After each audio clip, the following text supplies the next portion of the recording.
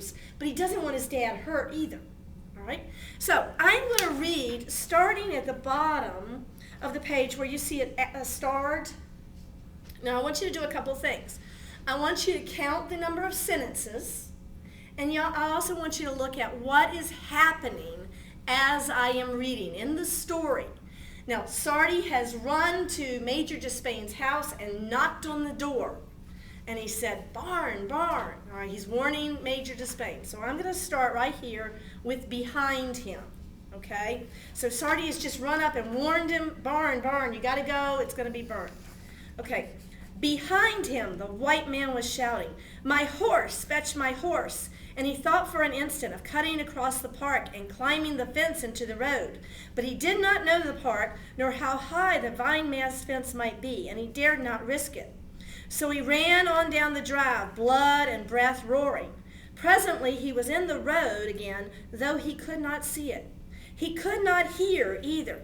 The galloping mare was almost upon him before he heard her, and even then he held his course, as if the very urgency of his wild grief and need must in a moment more find him wings, waiting until the ultimate instant to hurl himself aside and into the weed-choked roadside ditch, as the horse thundered past and on, for an instant in furious silhouette against the stars, the tranquil early summer night sky which, even before the shape of the horse and the rider vanished, stained abruptly and violently upward, a long swirling roar, incredible and soundless, blotting the stars, and he springing up and into the road again, running again, knowing it was too late, yet still running, even after he had heard the shot, and an instant later 2 shots, pausing now without knowing he had ceased to run, crying, Pap, Pap, running again before he knew he had begun to run, stumbling, tripping over something, and scrabbling up again without ceasing to run,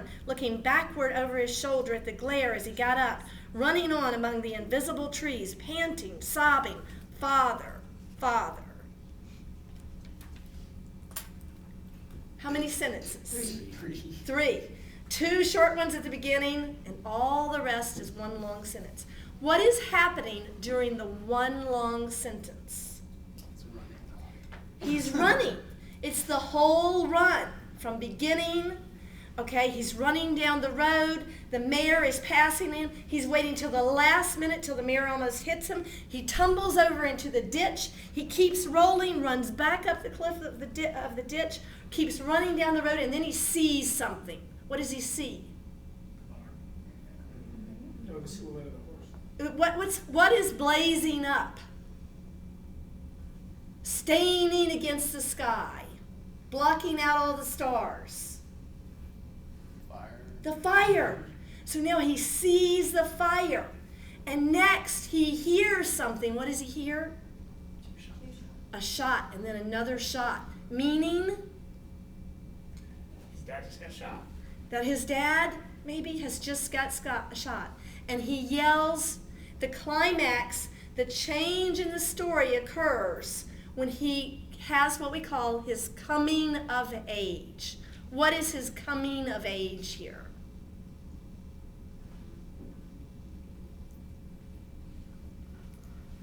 Patricia, any ideas? He's going to be able to put a house down. Okay, but he yells something. What does he yell? Ashley, what does he yell? First he yells, Pat, Pat. What does Pat, Pat mean? Like Father. Dad, daddy. Daddy, okay. And who would say daddy? Kid. A And then kid. He says father at the end, so he's kind of like older. And then he goes, Father, Father. What's happened to Sardi during his run, Bobby?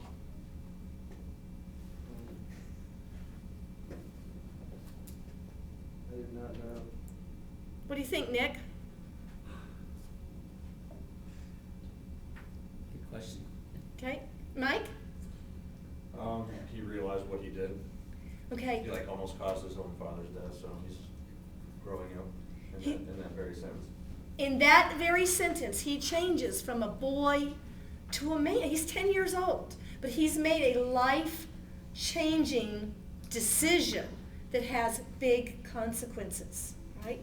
So Falkner is using this grammatical strategy, which we think is there to make our lives a living hell, right? Because to make students' lives just miserable so that they have to go and read this.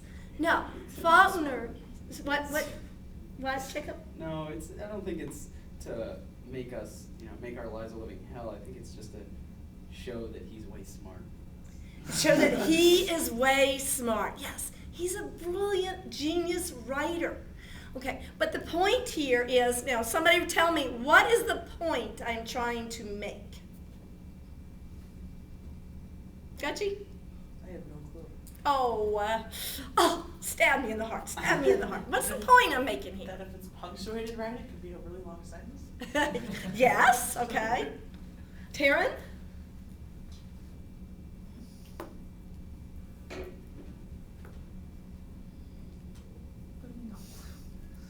Grammar can be used, in a number of ways to get your point across as any way you want. Yeah, these things matter. These commas matter. The writer is actually thinking about this comma. Do I put a comma here? Do I put a colon here? How does it carry the message that I am trying to send?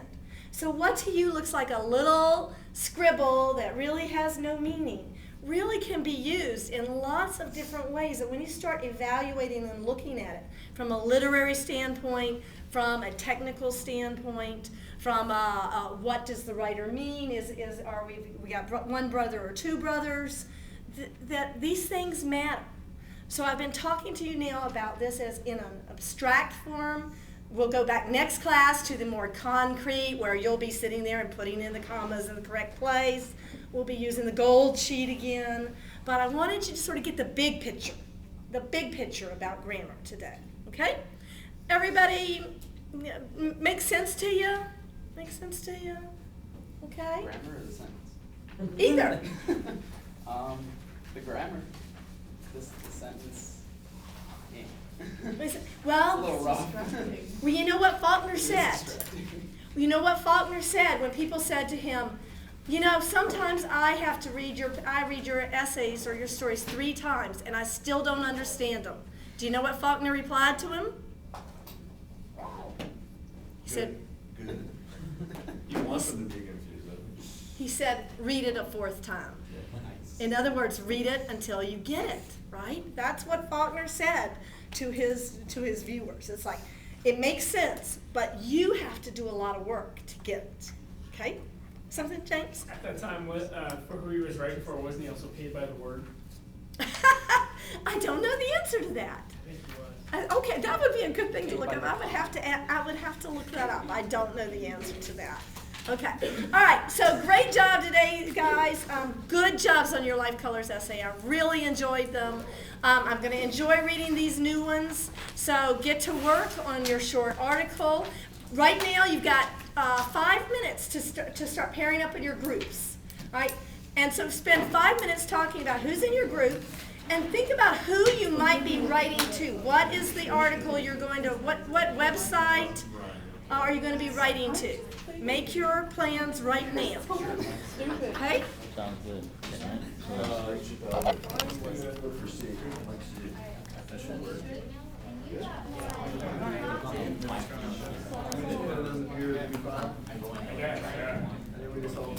Yeah.